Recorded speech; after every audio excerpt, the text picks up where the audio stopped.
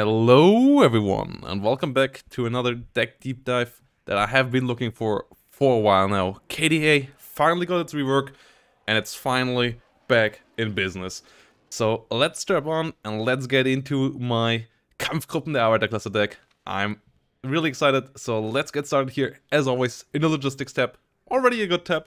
You get a Mi-26, you get a Ural, you get a T813. Unfortunately, only one Mi-26 by now.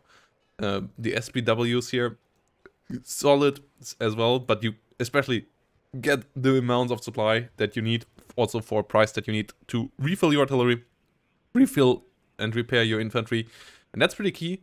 So really nice logistics tab for this deck already.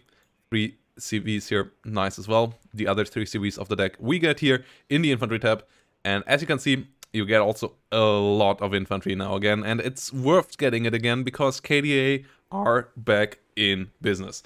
They went down to 45 points, which made them over the step again of being cost efficient. With a leader next to them, going up one level of veterancy, they are really solid infantry again, so pushing it up with a strong formation of KDA now. Pretty scary for the enemy, and that's fantastic. You also now have these lovely guys here as the military police to make them even better. Though military police trade still not 100% functional. Hopefully Eugen can figure out all the issues with that soon. But the infantry unit here, would be worth it on its own already, as they have a lot of killing power. So the SVD here giving them especially also a lot of suppression, helping out pinning down enemy infantry units, allowing the KDAs the time to mess with them completely. Modschützen, still a pretty solid unit as well. And then back here I made a mistake. That's where the Sicherungs should be, which is another cheap, nice unit, good for flanking. They have security, they have resolute actually, and they come out in another BTR, so you have a good couple of BTRs in this deck by now as well, giving you some extra nice firepower with those. Pioneers with flamethrowers for those forced fights, and then Conquerors and SPG-9s here as your anti-tank, plus a bit more fire support for the KDA plop, a bit more DPS here with the SPG-9 as well to help out softening up enemy infantry plops, especially if they try to push into you, helping out with the stun there as well. So really strong infantry tab again, especially because you can just constantly put units out there and the enemy will have to deal with it. It's beatable, but it's nice. Artillery tab, fantastic to support all this. You have your Malkas for everything that needs constant bombardment, for hitting the enemy CV position on a contested zone, for hitting enemy ATGM positions, hitting enemy AA positions, and just softening them up. If you see a still standing tank, you can hit them nicely with this as well, though better for that is this bad boy. The Smirch got a nice buff in AP, and it kills even the biggest of boys now, often in one salvo. So Smirch back on business, really helpful against any enemy unit with armor. Can do a lot of jobs there, can be nice for dealing with CV positions in a zone as well. Smirch, absolutely beautiful, but even more beautiful and still fantastically strong and scary, especially as it still has a pretty cheap reload as well, is the Napalm here. The Napalm Grad is scary. Reload time a bit longer than the others, 300, but the salvo that it can give is really scary, and you can also split one of those salvos and still set 2 fields on fire. Like, they do the job. I absolutely love the Napalm Mehrfach-Raketenwerfer BM21s. So yeah, really strong, super key unit in this deck. Tank tab wise, you also got some new stuff here now. The T62s, all variants. I don't like the MV. Yes, it has a nice ATGM. You get them over here as well though, and you're not gonna win super long ATGM fight battles on the long run with this deck anyways. And the MV only having 11 frontal armor against the 14 over here is a big difference in my eyes, but the 2 extra hit points don't pay you off for that. So I'd rather take some cheaper T62s, take the T62 leader as well. So actually we're going up to 8 liters with it, to get you also some upvet on the other T62s, because leveling them up, getting them a bit extra rate of fire and so on is important. T54s here, I didn't save my last change. Yeah, be nice with 1 level of veterancy as well, good availability. I would like them to be a bit cheaper than beforehand, but yeah, T-54 is a nice supportive little tank as well. 11 frontal armor, 14 damage. You mostly gonna use it against enemy infantry though. That's kind of your IFV replacement here in this deck. I mean, it's still cheaper than some Bradley versions, so, or the BMP 3. So as an IFV, it does its job well, gives you decent Dushka firepower here with DMGs, and the main gun does some nice HE damage as well with the upvet, even more so against, and you can use it against enemy IFVs. You shouldn't use this as a tank-on-tank fighting unit unless you have to. It can deal damage to all tanks as it uses the heat calculations, but it can't do much damage because of the heat calculations either, because it just doesn't get any better. Then the Rapira, still a fantastic little support weapon. Great ATGM, nice to hold a nice angle, and yeah, the great rate of fire on the main gun, pretty nice as well. Fantastic little weapon, always good to have. Recon tab is cheap, especially thanks to the KDA Aufklärer. Nice new unit as well, 25 points for a recon unit. You can't get much cheaper when it comes to getting some spotting on the battlefield, and that is so helpful that you get that cheap, that you can put decently healthy recon units around. Yes, they won't ever win a fight, but that's not their job. Their job is to get your vision on enemy, and that they do decently. BT-76 here, nice as a little bit of a fighting vehicle as well, good for supporting your infantry. Not much else that this thing can do, but yeah, it can help you out with your tank plops as well to give them a bit better vision, and yeah, it can deal some damage here.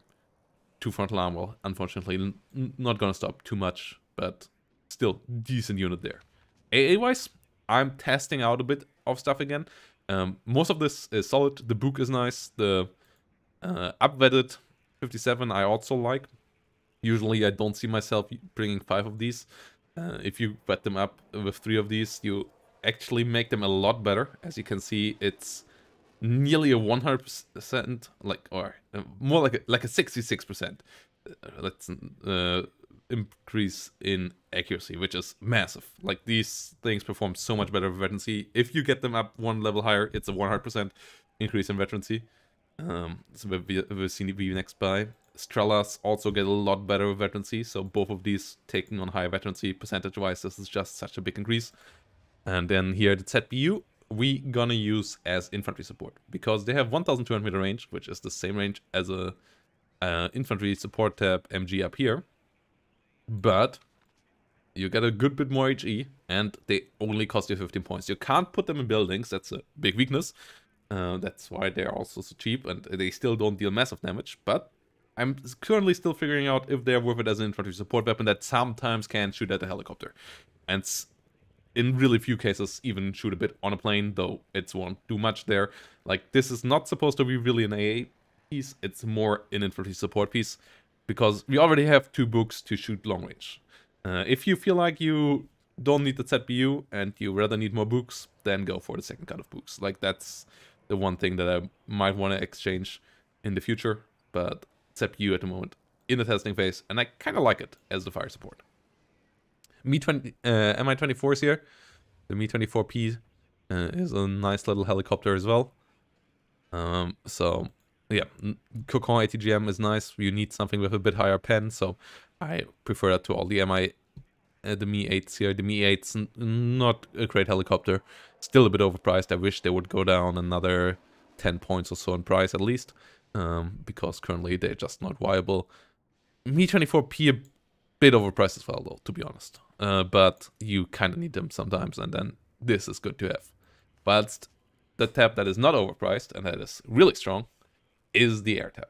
The MiG-21 BIS, great, cheap, efficient bomber. The Su-24, super scary seed, 60% ECM, enemy will never get it shot down basically. And it has a decent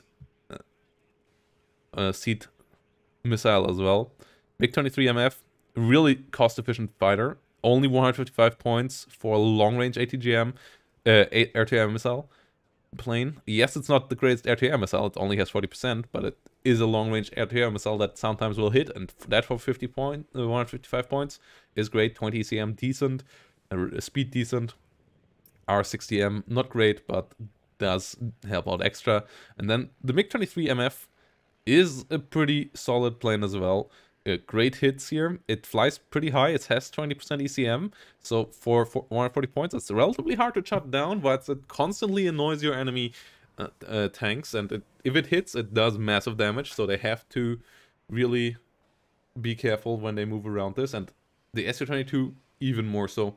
If that thing gets on top of an enemy plane, it's kind of won over for them. And that's why you use the Su-22 M4 here to make secure kills. Obviously a lot more expensive than the MiG-23, but more secure as well. If it hits, it does great stuff. MiG-23 a bit less unreliable, but a bit more unreliable, but you're gonna use them anyways more as a zoning tool, trying to force enemy smoke, which currently is super expensive to refill, so that's a nice thing as well. Everything that pops the enemy smoke for cheap is a great addition to the deck at the moment, and the MiG-23 kind of does that. Really supportive little plane there as well, doing great jobs for me over the last couple of games. So really strong air tab with the seat helping out, blocking all the ground units, even absorbing some of the damage. And then MiG-23s and MiG-21s here as the cheap pushing power.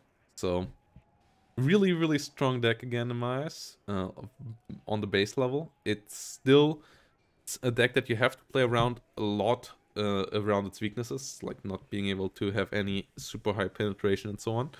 But it can be done. You can overwhelm the enemy just by numbers if you get them in the wrong spot, and that is so nice to have again. Like, KDA was so mediocre for such a long time, so it's great to have them back in business and doing stuff here. Really, really good division to have around again. Absolutely loving it, and I hope you do as well. Let me know down below what you think about KDA. How do you feel about them on the current patch? And yep, I hope to see you next time, guys. Bye bye, and have a great day.